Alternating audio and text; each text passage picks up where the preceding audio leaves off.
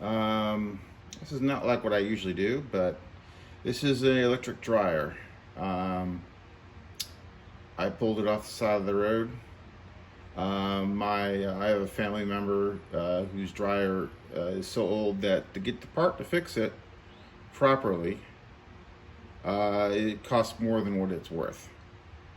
So, but it is still functional. So, I picked this up the side of the road near a couple miles from where I live, and thinking, hey, maybe I could, maybe it might work, or maybe I can fix it. So I was going through and just testing it, and I wanted to show a video on how you test some of the common points of failure. I'm not a appliance technician. I think I have fixed a dryer twice. One was a Frigidaire, the other one was a Samsung. Um, so what you do, well, this one is a Whirlpool or Roper or Estate. They're all the same thing, all made by Whirlpool. So this same procedure should work for, and location of where the fuses are should be the same for all of them, but the same concept works for pretty much any dryer, electric, as long as it's electric. So this is what they look like. You've got your dryer lint trap on this side here. This is a very old design, very simple to work on. So all you do is in the back.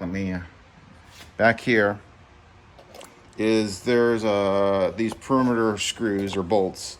They're 1/4 inch. You can use a nut driver or a socket or whatever you have, but and then you take this off. What we got here, this is the heating side. This is your dryer lint trap side, and that's your exhaust. Well, here, this is going to be your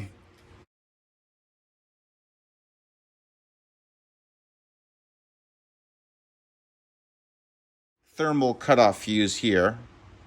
This is going to your heating element is here. To get that off, you take these screws here, and then on this one it just slides down and you replace it. So, and down here we've got your high limit thermal fuse, and here is your cycling thermostat. And if you notice here, that's where your thermal fuse is going to be. That would look like this. This one, this was what is blown. I've got one on order. And they're really easy to put in. You just it goes in like this, and you pull off the 2 wires. It does not matter which wire goes which for this one, and you literally just do this, and then put this screw back in and put the wires back. But let me just put this screw back so I don't lose it, because I ordered a new part for it. Will be in the video description. I actually got a pack of 5 for like $3. They're really cheap. These run about $1 each, maybe less. Anyway, I just wanted to show.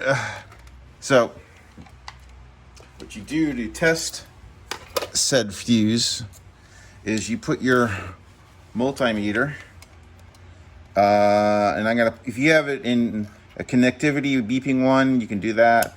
I don't have, this doesn't beep. So I'm gonna put it in the lowest ohm setting. You can do an ohms test here. And if you, okay,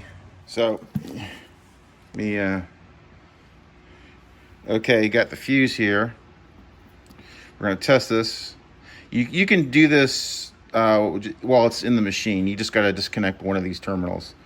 So we got our baseline already by touching the 2 probes together. Our baseline is like 1.3. You see there, or 1.2. Well, then we put one connection there and one connection there. there is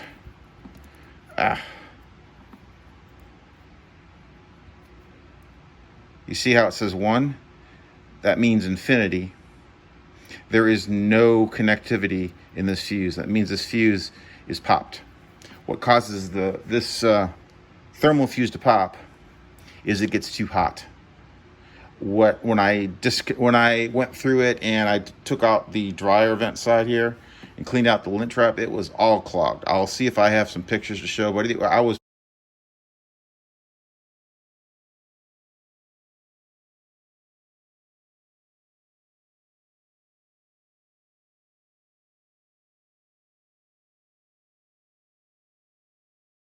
taking out, say, softball size pieces of lint, which is actually very dangerous. And that thermal fuse, or all these fuses, are here designed so that they'll pop to prevent it from catching on fire. So to test these other fuses, you do kind of the same thing. For this, let's test this the thermal cutoff, which is this one. We take one of them off, and we do the same test. And I'm gonna see if I can.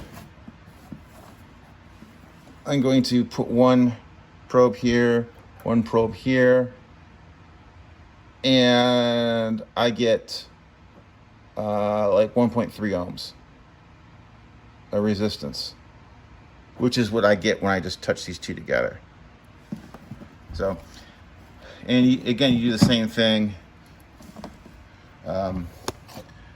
for this fuse and the thermal cutoff down here. They may be different ones you pull.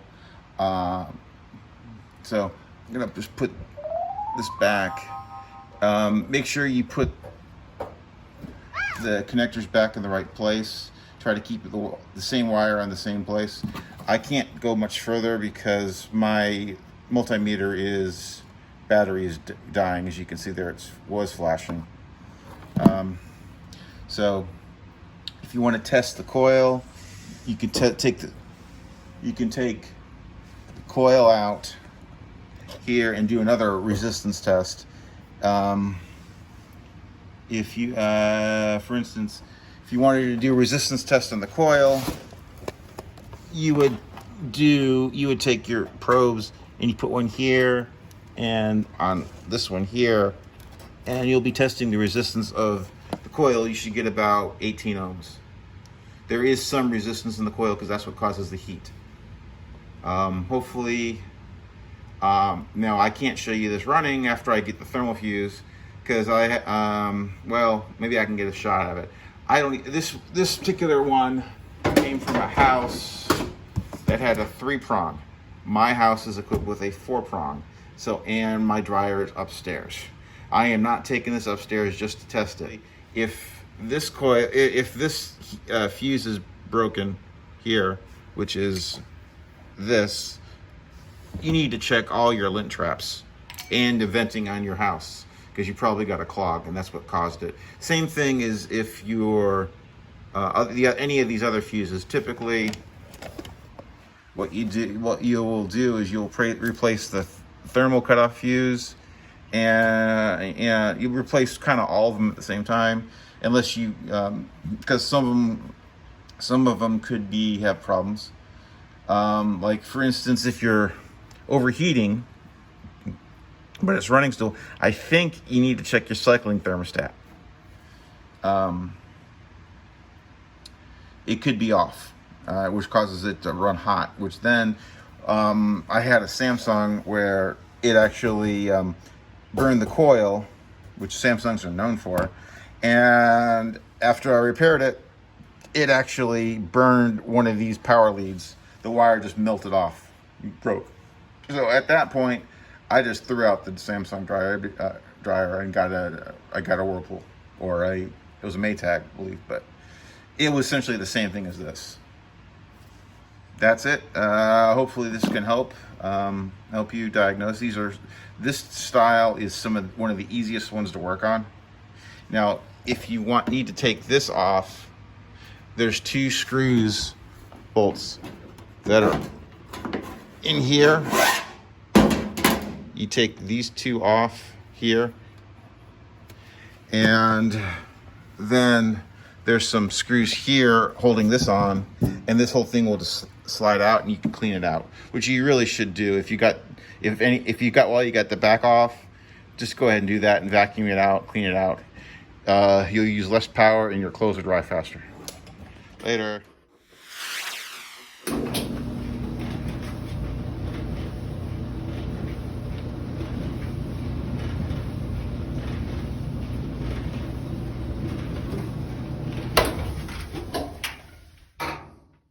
All hot in here now.